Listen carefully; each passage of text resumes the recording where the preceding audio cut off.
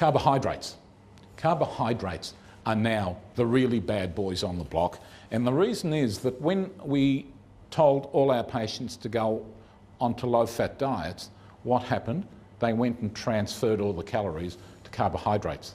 And then we found out all of a sudden that carbohydrates are a real big issue because the glycemic index is something that predisposes you to even greater obesity than the fats do in the first place.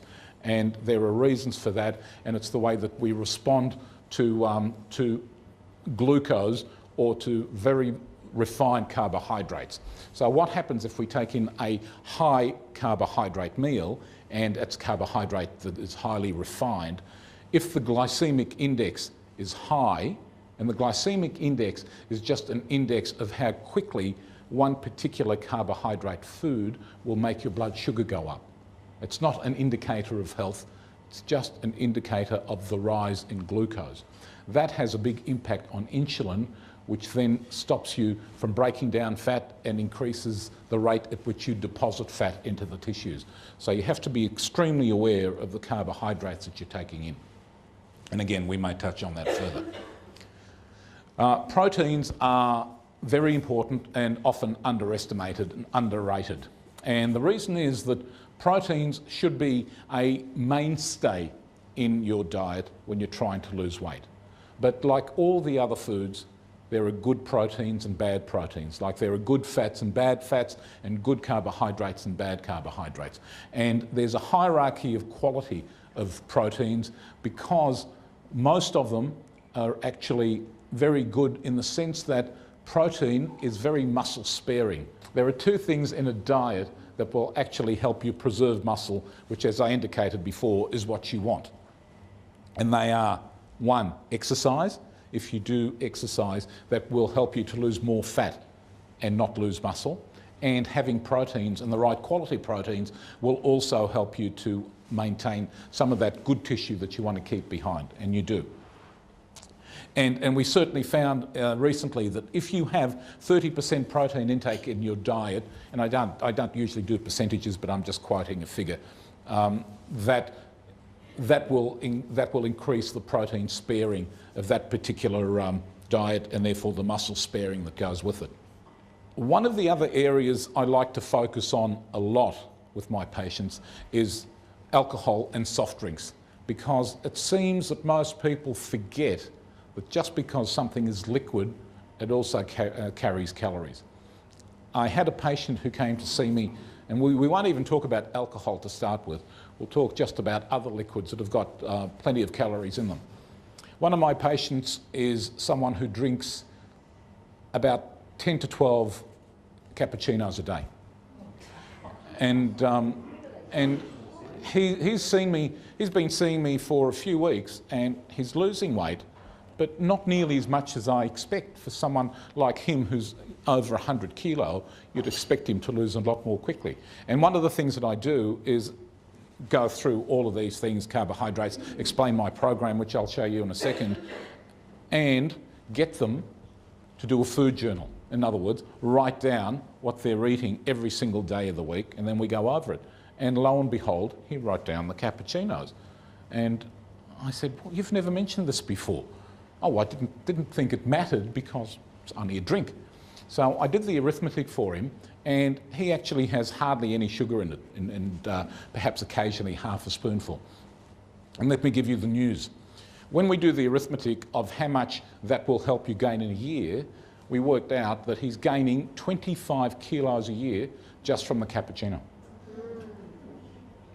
Which means he could keep eating exactly what he was eating and cut out the cappuccinos and lose 25 kilo in a year. So liquids and alcohol is also one of the culprits, of course, can be a major issue, because even though 1 or 2 drinks may be okay, 3 or 4 and so on add up to a heck of a lot of calories. So we're talking about, a standard drink is about 80 calories. 2 drinks, 160, 10 drinks, 1600 or 800, and so on and so forth. Mixed drinks are a real killer, and that's the one that people often forget about. So if you take a scotch or a brandy or any sort of spirit, and you mix it with a soft drink, and they're about 150 calories for a glass or a can, you're looking at 200 calories a pop. So in no time, you're going to be gaining kilos and kilos without realising it. So just be aware, just because something is liquid doesn't mean you can drink it to your heart's content. Of course, I'm not talking about water or diet, soft drinks and so on.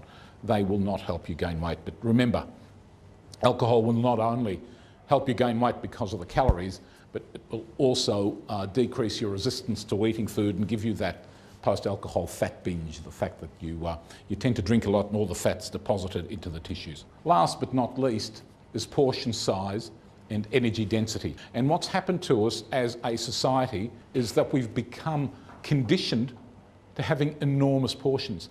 And I put these slides up just to show you. A hamburger in the 1950s was this size, about 300 calories. Hamburger now is more than twice the size, double or more the number of calories.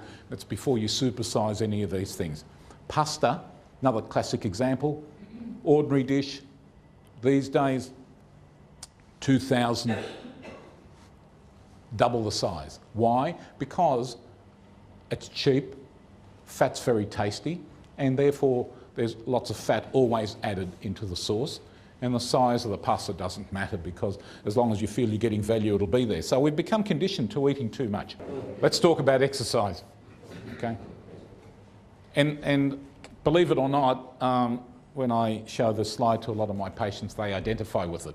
This is exercise in the 21st century. And for those of you who can't see it, and I'm sure you can, it's the dog who's walking on the treadmill and his master is holding on to it. And that's the problem. We have become a very inactive society.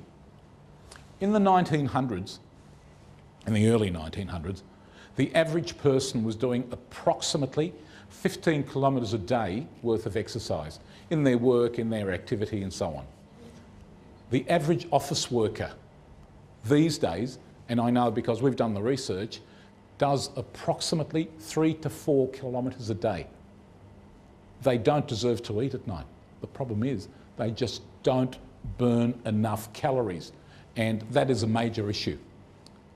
We're not eating any less than the people did in the 1900s, but we're doing less than 50 to 60%, less than 50% or less than 70% of the exercise in some cases.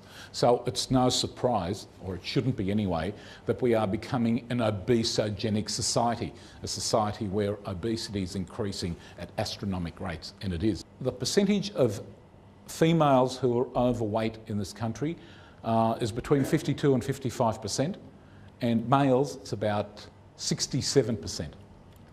So the normal, or the average, is now the overweight average.